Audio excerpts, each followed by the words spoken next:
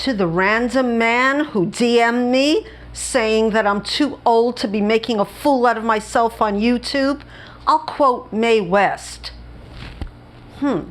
His mother should have thrown him out and kept the stork. And then I'll quote myself. I'm 21 with 50 years of experience.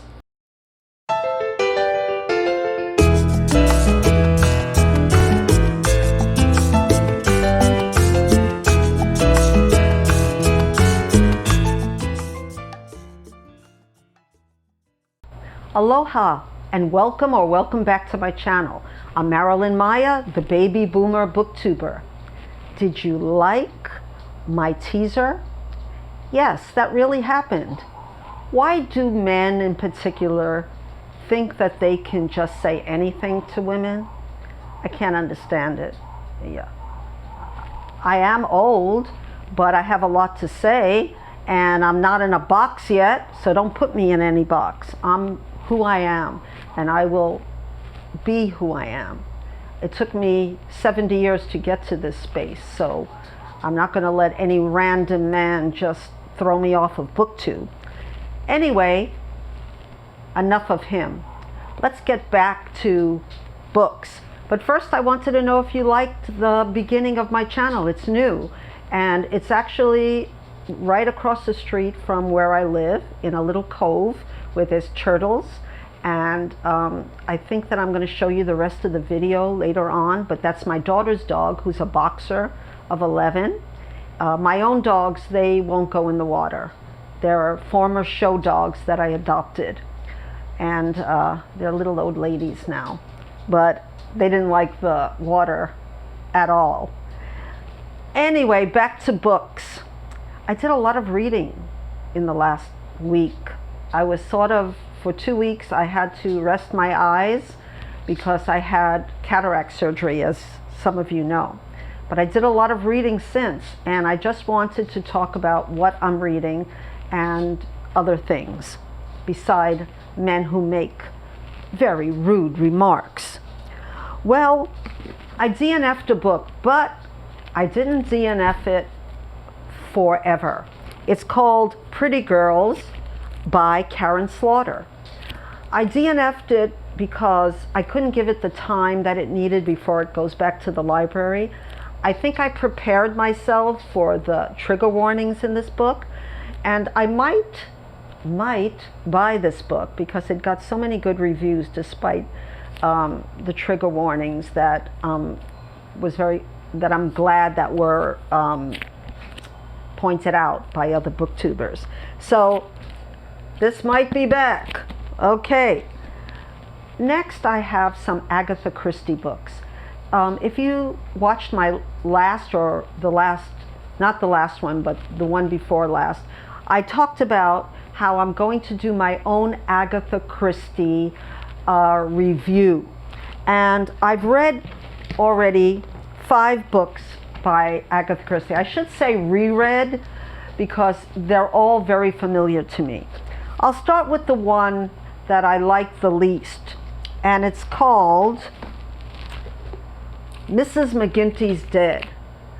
It's a Poirot book, and I'll just say, I'm not going to tell you too much about it, except to tell you that I thought it was very convoluted, and I wasn't invested in the characters, but I could be just I could have just been having a bad day when I was reading this.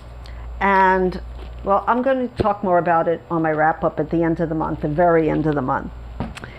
Then we'll talk about my favorite book that I've read of Agatha Christie, or reread, and it's Five Little Pigs, and I talked about it.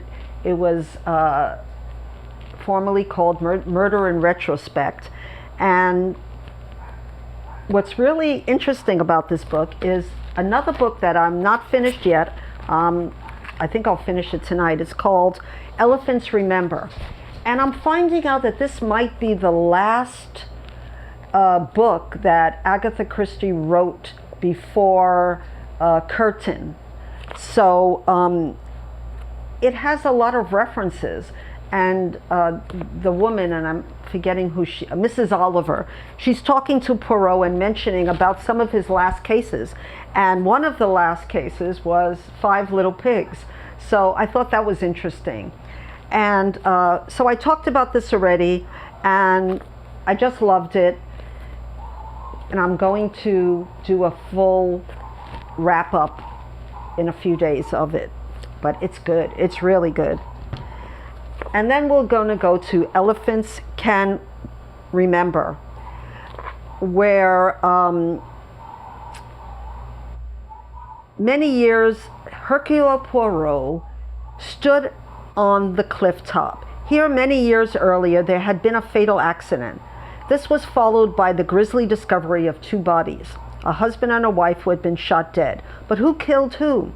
Was it a suicide pact, a crime of passion, or cold-blooded murder? Poirot delves into the past and discovers that old sins have long shadows. And elephants who can remember are, that line is maybe repeated a little bit too much in this book, but I knew the ending when I started. So this book was pretty memorable. And I'm at the end now, and I'm even more sure what happened. But it's a really good book, and I'll talk about it more when I do my wrap-up. Sorry, I keep on saying that, but I have a lot of books to get through. The other book that I didn't care for, not as much as I didn't care for Mrs. McGinty's Dead, was Cards on the Table, which I discussed before. But I just wanted to reiterate what I didn't like about it.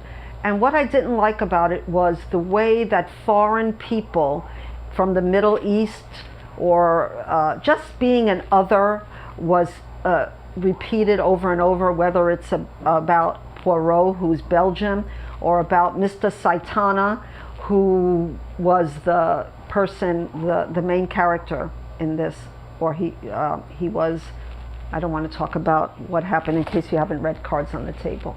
Also, I didn't like that bridge was a big part of this. I have no idea how to play bridge. And there's a lot of clues about each person. It's a closed circle mystery. And there's clues that if you know about bridge, maybe you can figure out who done it. But that wasn't helpful to anybody who doesn't know anything about bridge. Okay. The book that's given me the most to think about is a book that was recommended on Bookish, and it's a literary fiction, supposedly. And I say supposedly, and I'll let you know. It's called House on Endless Water by Emuna Elon. And I had the hardest time getting into this book because it's told in present tense, and the author is an author. I should say the main character is an author, and he's writing a book, and the book becomes part of the story. And it's about the Dutch Jews in the Holocaust. And I'm going to give more. I haven't read it yet. I still have, maybe I'm 3/4 away. I will say that as it gets to the end of the book, it becomes more interesting. But okay, now I'll get back to what I say about fictional. This is not a fictional book. It might be written as fiction, but I'm sure that this author knows a lot about the Dutch and the Jews, what happened to them in the Holocaust, and it's very sad, and it's all in here in the story, in both stories. But I might have to do a review on this. I will say that if it wasn't something that I wasn't interested in, I don't like the presentation in present tense and two alternative points of view in present tense. Also, it's metafiction, or I say meta nonfiction, because this really rings true to me. And I'm sure the author, I thought it was a man because the main character is a man, but I found out just by looking at the last page that it's a woman, Emuna Elon, and she's very well internationally bestseller, critically acclaimed, novelist, journalist, and women's activist. And she's also very religious, or she's born in family of prominent rabbis and scholars, raised in Jerusalem and New York, and she teaches Judaism, Hasidism, and Hebrew literature. And this is quite evident when reading this book. So if the way it was written wasn't to my taste, but what she's writing about is very much important to me. So I soldiered on, and I'm almost finished, and I'm glad that I read it, or that I'm almost finished with it. So I'll have a more complete wrap-up later. And I went to Book Off, which Catherine of Taking Tea with Catherine always talks about. And we have, I'm sure we had one here in Hawaii before even the New York branch opened, but I could be wrong about that. And I think we might have 2 Book Offs, but I went to the one that's closer to my home, and I picked up 2 books for $1. One is The Age of Innocence by Edith Wharton, and one goes completely the other direction, The Perfect Husband by Lisa Gardner, which is a thriller. Now, I haven't read Edith Wharton, though I know a lot about her, that she was, she's from New York, and she wrote, let's see what this is. I should just read the blurb to tell myself what it's about, though I've heard the name. And please forgive my glasses. My new prescription hasn't come yet. And it's the winner of the 1921 Pulitzer Prize. And a portrait, desire, and betrayal during the sumptuous golden age of old New York, a time where society people dreaded scandal more than disease. My daughter saw a movie, my oldest daughter, not the one that lives with me, saw a movie, and she said this book, The Age of Innocence, depressed her. So if you know anything about that, I mean, why it would depress somebody, please let me know in the comments. I don't want to be depressed, so I might have to put this on the shelf for a moment. And I've heard of Lisa Gardner, but I haven't read, I might have read one of her books. You know, like I said, I have 60 years of reading experience, so I might have read some of her books. But what it says is, glasses again, because this is written in black and white. Jim Beckett was everything she'd ever dream of. So the first part goes, what would you do if the man of your dreams hid the soul of a killer? So Tess married this decorated cop and bore his child. She helped put him behind bars for savagely murdering 10 women. Even locked up in a maximum security prison, he vowed he would come after her and make her pay. Now the cunning killer has escaped, and the most dangerous game of all begins. I sort of like this blurb because it reminds me of a lot of true crime books that I've read, where women seem to be the victims of husbands who turn out to be murderers, or even don't turn out to be murderers. So there's a lot of violence against women. So I think I'll read this book, but maybe not now. And those are the 2 Book Off books that I read. But I'm so excited because I have a whole bunch of books that I'm going to return to them for credit. And I can't spend any more money on books, so this is going to be good, because Amazon is getting too much of the little money that I have. My next books, my last 2 books, I should say, well, 3 books, I lied. I talked about a booktuber that I like, Lil of Vintage World, and I bought this book on Amazon, used book, Sad Cypress, and I'm reading this very slowly. I only read the first page or 2, and I know I read it before, but it's not that vivid in my mind, but I like the way it's going, and I'll give you more information. It was one of her favorite books. And her other favorite book was Five Little Pigs. So I'm really liking her, her ratings of Agatha Christie. So I'll let you know. I'm going to hope to read this by the end of the month. The next book I was very lucky to get out of the library. It's called The Decagon House Murders, and it's a translated from Japanese to English book by Yukito Ayatsuji. And it's what they called a new, classic mystery that the Japanese have, like they do a lot. They're very good at replicating other things like phones and electronics and making it better. And this person, Yukito Ayatsuji, wanted to make a kind of classical detective story. In fact, they mention in the first part of it, which is a prologue, he mentions Agatha Christie, though not by name. And it says on the prologue from Shimada Soji. And I lived and worked in Japan, so you would think I know how to pronounce a lot of the books. And it says there is a particular term in the world of Japanese mystery called Hankoku mystery, or orthodox mystery, which I meant to say not classical. And this was a new classical, so he sort of started a new thing in Japan of detective fiction.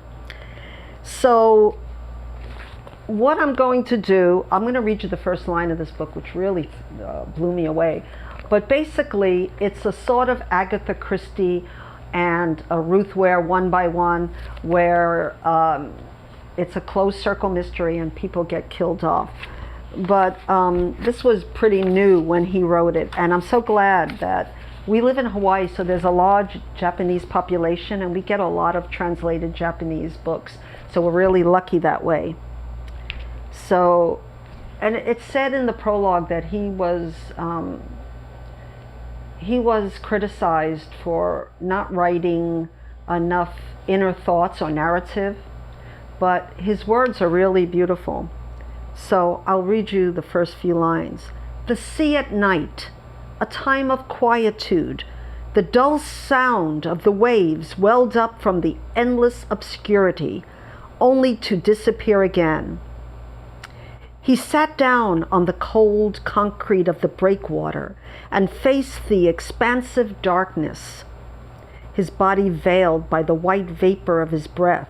He had been suffering for months. He had been brooding for weeks. He had been thinking about just one thing for days, and now his mind was focusing on one single, clearly defined goal. Everything had been planned. Preparations were almost complete. All he needed to do now was to wait for them to walk into his trap. Well, that sounds like a lot of inner dialogue to me. So maybe when it goes into the story, it doesn't have enough narrative. Maybe it's just dialogue, which is sometimes good. I like a dual narrative and plot. In other words, plot and character. I like both. And there was some controversy on BookTube, or at least on the channel that I was watching, saying, what is better? It doesn't matter if it's a character-driven novel, but the plot falls apart at the end. And I don't agree with that. I think it has to be a successful book to me. And of course I read a lot of thrillers and mysteries, so of course the ending has to be important. And that's one thing I found about Ruth Ware's earlier books, was that she did a good character-driven novel, thriller, but at the end everything was messed up. I heard she's gotten better, and I haven't read One by One or Mrs. Westaway. I haven't read those two books, which I heard were better endings. So anyway, this is my little reads and rants, Friday reads and rants. And And if you're out there and you're a man, please don't tell me that I'm too old to have a channel. And that goes back into the end. I read The Odd Woman on the City, Vivian Gornick. It's a laugh out loud book, and I'm going to read it again. This is will be my third time. I read it in like one night. I mean, it's laugh out loud funny in some ways, and it does remind me of Helen Han book that was mentioned, 84 Charing Cross Road, which also deals with a woman, Helen Han, living in New York, and of course at a different time. But it kind of is a little spoilery about a couple of novels that I read and one that I didn't. And one was The Portrait of a Lady. And I talk about soldiering through a book. That was Henry James, and I wanted to read something that was a harder book to read. And I made it to the end, and I'm glad I did, but it was tough going for me. And she talks about sort of the ending of this and something else that I'm going to read. So if you don't want to be spoiled, be careful of that part. You can skim over it. It's not really that long a passage. But anyway, she's a wonderful writer, Vivian Gornick, and I can't say more about her than that. I mean, I just love her. I love her as a person. She's still alive, by the way, and she's one of the early feminists. So if you're interested, The Odd Woman in the City, I'm saying it again. I love it. I want to read it again. And going back to what I was saying, that, old people, disabled people, we're being othered. I might be old. I might use a cane when I go out. I have severe arthritis. And I'm also bicultural. And all of these things are others. People want to other you. And I think that we should be taken as individuals. There's nothing wrong about being 70 and being on YouTube and wearing a tight dress and playing Mae West. I can do whatever I want. And I plan to be as outrageous an old broad, old dame that I want to be. To say another Mae West, I'll end with that. As Mae West said, a dame that knows the ropes isn't likely to be tied up. So please subscribe to my channel if you haven't already. I really appreciate all of you. And until we meet again, my friends, aloha oi.